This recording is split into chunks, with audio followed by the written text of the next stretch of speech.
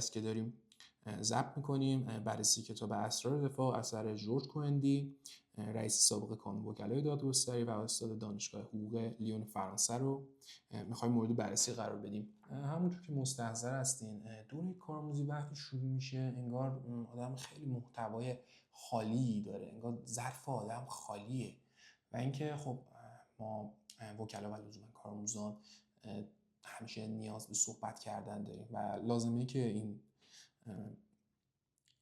مورد داره اینه که همیشه ما مدام در حال مطالعه و محتوا گیری باشیم که چیزی رو برای ارائه به مردم و موکلین خودمون یا به مراجعینی که برای مشاوره به ما مراجعه میکنن داشته باشیم. خب بریم سر بررسی این کتاب.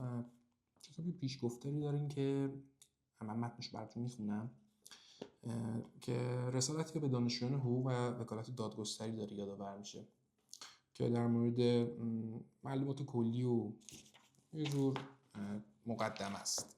خیلی من حالا علاقه نداشتم به این قسمتش، یه جورایی بیشتر وقت رو میگیره. توی یه قسمت دیگهش در مورد کارآموزی داره صحبت میکنه. میگه کارآموزی توی دوره شروع میشه که بعد از اخذ لیسانس و حالا یه امتحانی رو میدیم و مردم شروع میکنیم حالا به مطالعه دروس و اینجور مسائل. دروس دانشکده حقوق معمولا کلیاتی از مبانی و اصول علم حقوق هستند که ضمن آن ذهن دانشجو را با نحوه قانونگذاری و قوانین حاکم بر اجتماعات و روابط افراد با یکدیگر، با دولت و اساس تشکیلات مملکتی و بین المللی و اینا میاد آشنا میکنه. همونطور که معلومات کلی در رشته پزشکی یا مهندسی کافی برای اشتغال به پزشکی یا مهندسی نیست، اینجا نویسنده یه تمثیلی میکنه با رشته‌های دیگه. داره میگه که اینجا معلومات توی دانشکده ها معمولا کافی نیستن و باید به طور مرتب یک کارآموز، یک وکیل آپدیت بشه. یعنی حتما هم نباید لزوما کارآموز باشید و این فقه رو حل کنید.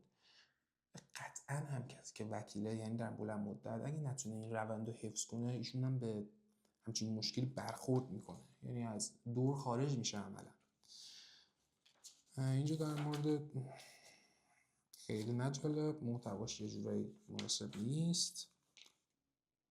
اینجا یه تاریخچه بررسی گفته و شما میتونید سرچ کنید بیاره براتون. خب سعی میکنم روی قسمت‌های عملی تر و کلیت‌هایی که باعث سخنوری بشه بپردازم. اینجا جالبه، نویسندش هم داره میاد میگه یه سری از اصول توسعه فردی رو به کارآموزان گوشزد میکنه. میگه شرایط و اوصاف لازم برای موفقیت. میگه بعضی از جوانان علاقه شدید نسبت به شغل وکالت دادگستری ابراز می‌دارند و خیال می‌کنند ذوق و قریحه این کار را دارند، ولی معلوم نیست که استعداد لازم برای موفقیت در این شغل را هم دارا باشند. بنابراین خوب است ببینیم شرایط و اوصاف اساسی یک وکیل دادگستری اجازه می‌دهد تا با تکمیل پرورش آنها کسب موفقیت شهرت بکند. والا اینجا خیلی من نظر نویسنده را قبول ندارم. به نظر من آدم میتونه با تلاش خیلی از کم و کاستی ها رو جبران کنه، تیپش رو بهتر کنه، ظاهر رو بهتر کنه، سوادش رو بالا ببره، بسیاری از ارتباطات اجتماعیش رو بهتر بکنه. ولی خب برخی هم اینجا جناب جورج کوهندی شاید کسایی رو دیدن که واقعا فاقد همچین استعدادی باشن، شاید هوش کافی رو نداره یا اینکه شرط ارتباطی ضعیف داره، تحمل استرس رو نداره. به نظر من تو این مسئله داشته اشاره میکرده، نه لزوما به کلیت بگه و این حس ناکافی بودن نگیره آدم خوبه، به مرور نشون میده. یه استعدادهای ذاتی و طبیعی. میگه یک وکیل دادگستری بیش از هر چیزی باید دارای استعداد و قریحه خاص و فطری خدادادی باشه. جالبه.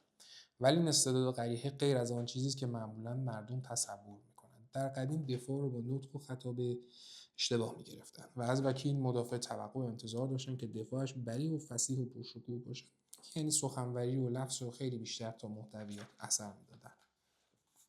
میگه که خلاصه برای وکیل دادگستری استعداد سخنوری و فصاحت در بیان خیلی کمتر از آنچه گمان میرود لازم و ضروری است. یعنی برخی که خیلی سخنور هستن یا کسانی که کمتر هم سخنورن ناراحتی نداشته باشن. اینجا داره توضیح میده، بذار بخونیم. میگه با توضیح بالا گفت که هر فرد با جوان و ذوق و با استعدادی که دارای اطلاعات عمومی وسیع باشد، چنانچه با ممارست و دقت کافی استعدادهای خود را پرورش دهد، خواهد توانست صفات لازم برای یک سخنران و وکیل مدافع خوب را کسب کند.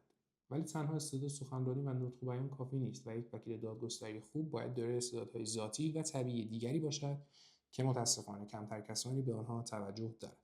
زیرا تردیدی نیست که شغل وکالت دادگستری تنها منحصر به سخنرانی و دفاع در مقابل دادگاه نیستش. در دنیای کنونی ما حوزه عمل یک وکیل دادگستری بسیار وسیع است و انجام وظایف او اشکال گوناگون و مختلف دارد. وکیل دادگستری در دفتر وکالت خود با موکلین و مشتریان مختلفی سر و کار دارد که به فراخور و تناسب دعوا و گرفتاری هر یک از آنها باید نظر جداگانه‌ای بدهد. وکیل مورد مشورت افراد قرار می‌گیرد، نسبت به مراجعین خود توصیه و صلاح اندیشی می‌کند، دعاوی مختلف را طرح و تعقیب می‌کند، درباره هر دعوا و هر پرونده لایحه مناسبی می‌نویسد، به عنوان داور انتخاب می‌شود و از طرف دعوا رفع اختلاف می‌کند. انجام کلیه این وظایف و امور امکان پذیر نیست مگر آنکه وکیل دادگستری دارای اطلاعات عمیق قضایی و آمادگی ذهنی کافی و طرز فکر و استنتاج صحیح و وجدان بیدار باشد. یعنی اینجا داره میگه همه این کارا ترکیبی از چند مهارته، هم قدرت استدلال داشته باشه، هم بتونه صحیح استدلال بکنه. مثلا طرفی استدلال نیاد بکنه خیلی ضعیف باشه یا اصلا خیلی غیر مرتبط باشه. این مهارتی که به مرور به دست میاد یا دوستان میتونن کتابایی که بعدا من تو این زمینه معرفی میکنن و حالا مطالعه بکنن. اینجا جالبه به وجدان بیدار داره اشاره میکنه، شاید به همون مفهوم عدالت قضایی بخواد اشاره بکنه که دکتر کاتوزیان همیشه بهش نظر داشته. اینجا هم جالبه اطلاعات عمیق قضایی طبیعتا در مورد امور موضوعی اینجا داشته بهش اشاره میکرد که به نظر من گنج خیلی بزرگی برای وکیل. خب به همین چیزا پرداخته. جالبه اینجا به قریحه روانشناسی هم اشاره کرده.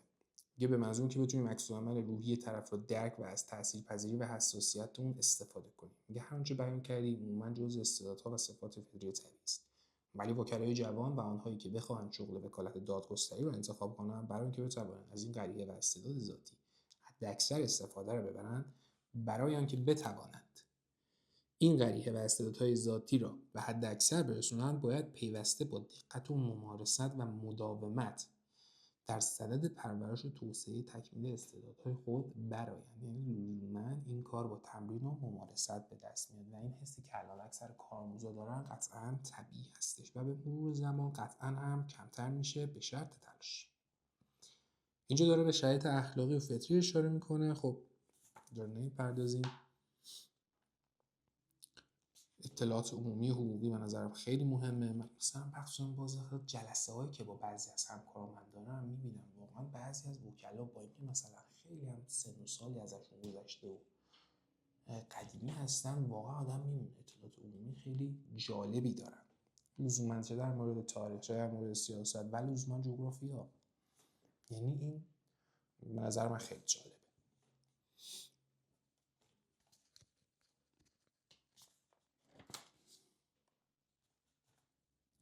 خب اینجا بازم به اطلاعات عمومی میپردازه و وقت شناسی. میگه اینجا بیشتر دیگه داره میره توی کاریزما. اینجا به قدرت کار اشاره میکنه. خب خیلی جالبه که اینجا تو قدرت کار داره بررسی مدارک رو هم جزو اون قرار میده. میگه بررسی مدارک و دقت و جزئیاتی که توی اون مسائل داریم و به قدرت کار ربط میده. میگه معمولا چند بار جلسات به علل مختلف تجدید میشوند و تازه پس از صدور رأی دادگاه بدوی باید منتظر تصمیم، حالا اینجا میگه استیناف که ما نداریم، خب کشورشون قطعا استیناف داره، منظورش اینه که خیلی طول میکشه و این روند خیلی زمان بره و یه چیزی هم نیست که لزوما بگیم تو کشور ما هست. نه، قطعا توی ممالک دیگه توی کشورهای دیگه هم با این مسئله درگیر هستن. میگه از خصوصیات دیگر وکیل دادگستری آن است که اختیار تعیین اوقات کار و تنظیم برنامه کار او با خودش نیست. یعنی شما مدام با این چالش وقت مواجه هستین. حالا اگه یه ذره سرتون شلوغ بشه که انشالله هم کارشون موفق باشن، قطعا با این چالش مواجه میشید. یعنی ممکن است در یک روز چند محکمه داشته باشی و مجبور شی خود رو برای تمام اونها آماده کنی یا چند روز متوالی در انتظار جلسه رسیدگی بمانید. وکیل دادگستری در این حال باید جواب موکل خود رو بدهد. دوستان توجه کنن، حالا توی این تجربه‌ای که من داشتم جواب موکل رو ندادن، خب بر من خدا رو شکر تا حالا پیش نیامد. اگر این جواب موکلین رو ندید، یعنی به نوعی اعتبار شما هم تاثیر داره. یعنی مردم میگن این وکیل وقتشناس نیست، پولو گرفت و رفت. به زبان عامه بخوام بگم، یعنی خیلی روی این مسئله حساس باشید. حالا زیغ وقته، کار زیاده، هر چیزی هست، سعی کنید موکل رو در جریان بذارید که دارین کارهاشو انجام میدید. خیلی مهمه. یه هر قدر که کار و تشکیلات دفتر وکالت یک وکیل مرتب و منظم باشد، باز هم نمیتواند خود را از فشار کار و خستگی زیاد نجات دهد، به خصوص در مواردی که باید از دعاوی متعدد و متهم در فاصله کوتاه دفاع کند. ببینید، حالا اول کاری، حالا دفتر داشتن یه ذره سخته برای خیلیا، ولی اگه یه دفتری قراره کسی کار کنه، سعی کنید یه امکانات رفاهی خوبی توی اونجا داشته باشید که بتونید ریکاوری بشید. دسترسی به مواد غذایی، یه اتاق استراحتی، یه دمپایی که نمیشه پوشید، ولی یک سری عرضم به حضورتون یه سری دمپایی‌های چرمی هستن برای استفاده توی دفتر، هم خیلی شیک و کلاسیک و خیلی با کلاس هستن که راحتن. یعنی اونا رو من خیلی پیشنهاد میکنم دوستان استفاده بکنن، چون سختی کفشو نداره و یه چیزی که خیلی به کار میاد. یعنی پای شما خسته نمیشه، این پای شما به مرور. حالا من خودم همین الان مثلا در حد نماینده حقوقی 3 تا شرکت هستم، رگای پای من آسیب دیده. یعنی من خیلی پیشنهاد میکنم این زمینه رو جدی بگیرید. یعنی مداوم توی دفتر استراحت داشته باشید، یه عودی، یه افرادکلون، یه رایحه خوبی همیشه توی این دفتر در جریان باشه. از خوشبوکننده استفاده کنید که یه ذره فضا رو برای خودتون آروم کنید. باز خیلی جالب بود. من حالا خدمت یکی از استادانم که میرفتم، یه تفنگ ماساژور داشت برای خودش، روزایی که حالا خیلی شلوغ بود و اینا همیشه ماساژ میگرفت. خیلی برای من جالب بود و خیلی با دقت و ظرافت، یعنی واقعا مثلا اهمیت ریکاوری شدن ایشون درک کرده بودن توی این سالها و نتیجه کاری هم که داشتم واقعا برازنده بود. یعنی خروجی کاری که گرفته بودن خیلی عالی بود. بگذاریم ادامه کتاب داره اشاره باز میکنه به اطلاعات دقیق. من خودم هیچ وقت نتونستم عشق و علاقه رو مثلا به یک کار درک کنم، بگم خب اینجا حتما لزوما برای عشق و علاقه باید باشه، و من هیچ وقت نتونستم حقیقت اینجوری باشم. ولی خب خوش به حال دوستانی که اینجوری هستند. میگه عشق و علاقه به شغل وکالت. میگه هر وکیل دادگستری تازه کار باید کمال دقت و مواظبت و احتیاط و سعی کند هر چه ممکن است دوستان بیشتری برای خود به دست بیاره. از کلیه وسایلی که موجب حسن شهرت و معروفیت اون میشود استفاده کنند. البته یه شرطی من چه جسارت میکنم بذارم، متناسب به شأن وکالت باشه. یه شهرت و موفقیت شگفت انگیزی که نصیب عده‌ای از وکلای دادگستری میشود، همون وکیلای سلبریتی خودمون به اصطلاح، یه معمولا توجه بسیاری از جوانان رو به این شغل جلب میکنه. خب نیست طبیعی. میگه همینقدر کافیه بدونیم چون هر دعوا 2 طرف داره و هر 2 طرف نیز وکیل دارن. بنابراین هر وکیل در هر پرونده 50% بیمه شکست و عدم موفقیت دارد. اگر وکیل حساس و تازه کار و ضعیف باشد، ممکن است شکست او را مایوس و دلسرد سازد و امید موفقیت‌های آینده را از دست بدهد. از طرف دیگر این نکته مسلم است که به جز در موارد استثنایی، همیشه موفقیت و شهرت و معروفیت یک وکیل خیلی دیر و در طول زمان به دست میآید. والا نظر من، خود من در این زمینه که بله واقعا همینطوری هست، ولی خب آدم میتونه با سرمایه گذاری، با تبلیغات درست متناسب با شأن وکالت، خب این روند خیلی کوتاه‌تر بکنه. خیلی که نه، ولی خب کوتاه‌تر بکنه. و اینکه من پیشنهاد میدم دوستان شغل دوم داشته باشن. من خودم هم غیر از کار وکالت شغل دوم دارم. جای دیگه سرمایه گذاری میکنم که وابسته به این کار نباشم. خیلی از دوستان دیگرم دیدم، خیلی از همکاران، ولو همکارانی که حق الوکاله‌های سنگین میگیرن، واقعا جزو مفاخر کشور هستن. واقعا من دیدم این کار میکنن. یعنی وابسته نباشید. یه وقتایی کیسایی میاد آدم دستش نلرزه بگه مثلا من اینو حتما بگیرم، ولو اینکه حق با اون طرف نباشه، ولی اینکه گرفتنش مستوجب فساد زیادی باشه. خب خدا رو شکر تا الان برای من پیش نیومده، ایشالله که برای هیچ کس پیش نیاد. نه روزی داشته باشه هر کسی که محتاج به این کارا نباشه، به خصوص با این وضعیت کشور ما. میگه شکست‌های پی در پی مداوم اعتماد به نفس شما رو از بین میبره. میگه برای کسی که دارای طبع مبارز و سرسخت و لجوج هستن، هیچ شغلی بهتر از این وکالت دادگستری نیستش. آره راست میگه تیکرم. واقعا تاکید میکنم. واقعا عالی. میگه چه افتخاری بالاتر از این که یک وکیل یا کارآموز جوان با تساوی کامل حقوق در مقابل معروف‌ترین و مشهورترین همکاران خود میتواند آزادانه بیان عقیده کند و به او به مبارزه برخیزد. معلومه یک انسانی بوده ایشون که خیلی روحیه مبارزی داشته.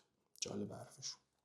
لزوما اگه وکیل طرف مقابل پای یک بود سابقه کاری بالایی داشت، دلیل نمیشه پرونده رو ببره. یه جا میبینید مدارک و روند دادگاه جوری پیش میره که هم بدبی و هم تجدید نظر و فرجام خواهیشو شما کارآموز رأی میگیرید از یه وکیل قدیمی. حتی میگه این نکته مسلم است که تا وقتی یک نفر وکیل دادگستری است، از افتخار و احترام و رضایت خاطر مخصوص به وکالت دادگستری بهره مند می‌گردد که خود او به این شغل و این مقام باید احترام بگذارد و برای اون ارزش قائل شود. یا اگر وکیلی رو بیاین تصور بکنیم که در یه دعوای قبول وکالت کرده، باید حتما به هر قیمتی ولو راه‌های نامشروع طرفش رو محکوم سازد. مسلما چنین کسی علاقه به وکالت دادگستری ندارد و نباید انتظار داشته باشد که افتخارات و احترامات لازمه این شغل رو به دست آورد، یا اگر هم به دست آورده بتونه محفوظ نگهش داره. چیزیه که دوستان حالا یا دیدن حتی الان یا به مرور قطعا خواهد دید. بعضی از وکیلا واقعا احترام و ارجمند ندارن. مثلا متوجه میشید، نگاهشون بکنید میفهمید مثلا انرژی منفی از این آدم میاد. قضاوت که قضاوت باید بکنه آدم، قطعا همچین آدمایی و کسایی هستن که خلاف این کار رفتار کردن، خلاف شأن رفتار کردن و به مرور گرفتار مصائب شدن. حالا رفتارهایی که به خصوص انجام دادن. بگذاریم. میگه توی فصل دوم این کتاب وکیل در دفتر وکالت. خب نکته‌هایی داره میگه برای دفتر وکالت. میگه تشکیل و مطالعه پرونده سرفصلشه. میگه جمع آوری و طبقه بندی و انتخاب مدارک و اسناد اولین وظیفه وکیل در موقع قبول هر وکالت و تشکیل یک پرونده است. زیرا موفقیت در یک دعوا ممکن نیست مگر آنکه یک پرونده کامل محتوای کلیه اسناد و مدارک لازم را در اختیار وکیل قرار داده باشه. موکل که اگر این مدارک و اسناد ناقص یا کسب باشه و دفاع نتونه به طرز مناسب خودش بیان بشه، ولو سرنوشت این پرونده به بیراه قطعا خواهد رفت. این وظیفه تشکیل پرونده و جمع‌آوری اوراق و اسناد به عهده وکیله و لازم این کار صبر و حوصله و دقت و احتیاط زیاد است. زیرا اسنادی که نزد مقامات رسمی و دادگاه‌ها قرار دارد معمولاً در دسترس وکیل هستند، اما فراهم آوردن آن در نزد اشخاص عادی و مؤسسات حقوق خصوصی و تجارتی کار آسانی نیستش. وکیل باید از موکلش بخواهد که تحت نظارت خودش این اسناد رو جمع‌آوری کند. نکته خیلی مهمه. خیلی مهمه. یه زمانی شما موکل رو به داخل دفتر خودتون میاری یا باهاش برخورد دارین تحت نظر وکیل سرپرست و اینکه میبینید وکیل چیزی رو یادش رفته هستن به شما بگه. من خودم لزوما همچین کاری مثلا میتونم انجام بدم. الان یه وقتی که خلوت باشم، لزوما هم الان خلوتم، سعی میکنم وقت بذارم. اینی که از موکل میخوام تا 2 روز 3 روز فکر کنه ببینه چی هست چی نیست و اینا رو بعداً بر من بیاره اگه چیزی به ذهنش رسید.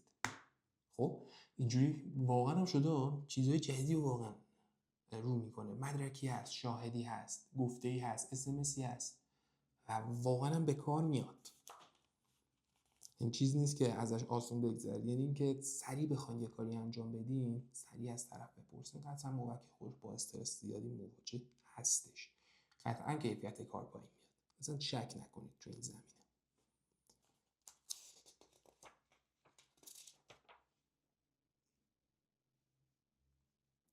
میگه که تو این زمینه حتما مطالعه اوراق قضایی رو مد نظر قرار بدین. میگه پس از تنظیم پرونده وکیل باید کلیه اوراق رو دقیقاً مورد مطالعه قرار دهد و هر قدر که لازم باشد روی این زمینه وقت بذاره. یه اوراق که اهمیت بیشتری دارن از قبیل اسناد معامله، قرارداد، اظهارنامه، دادخواستات، دادنامه‌ها و غیره باید با دقت بیشتر و مکرر مورد مطالعه قرار بگیرن. منظور از مکرر اینه که به دفعات.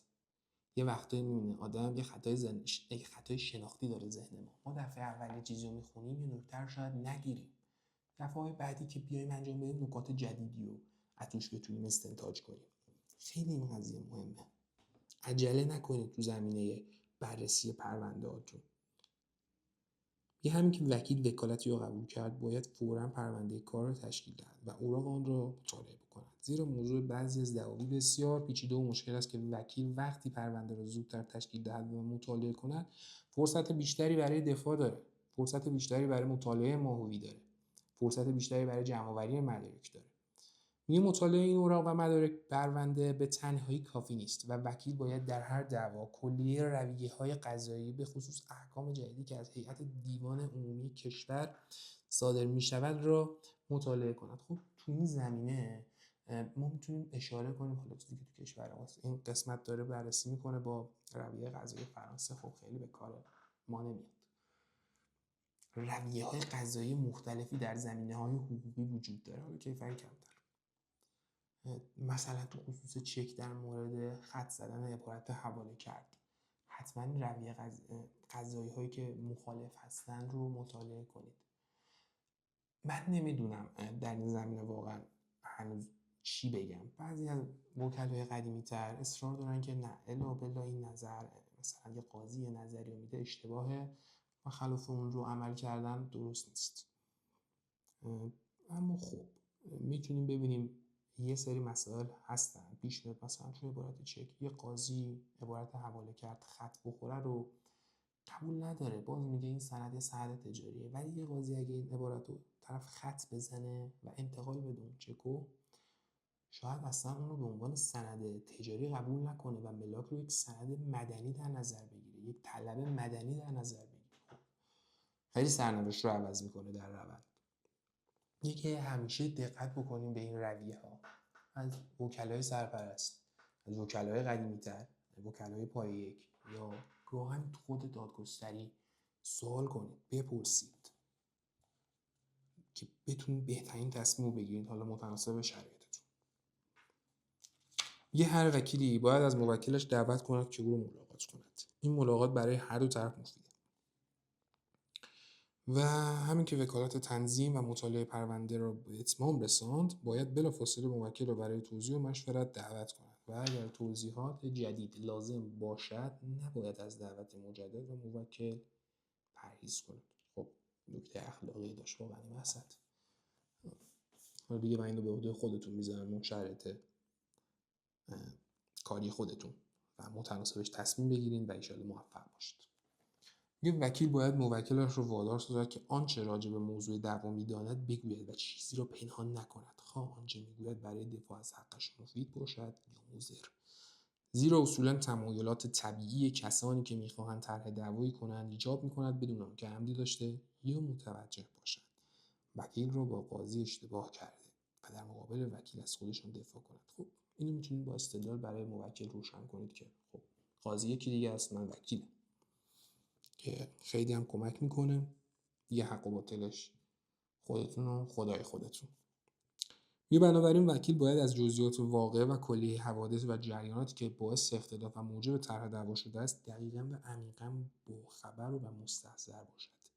چه بسا وقایع نامساعدی که در نظر موکل بر ضرر او و غیر مفید است ولی از نظر وکیل کلید حل این مشکل است. یعنی ممکن از نظر موکل یه سری مسائل بیهوده بیاد ولی از نظر ما وکیل این کار فوق‌العاده کاربردی باشه، فوق‌العاده کاربرد باشه. حتما به این موضوع دقت بکنید. خب من بقیه پادکست رو سعی میکنم توی این هفته باز منتشر کنم. لطف کردین ادامهش باشه برای روزهای آتی.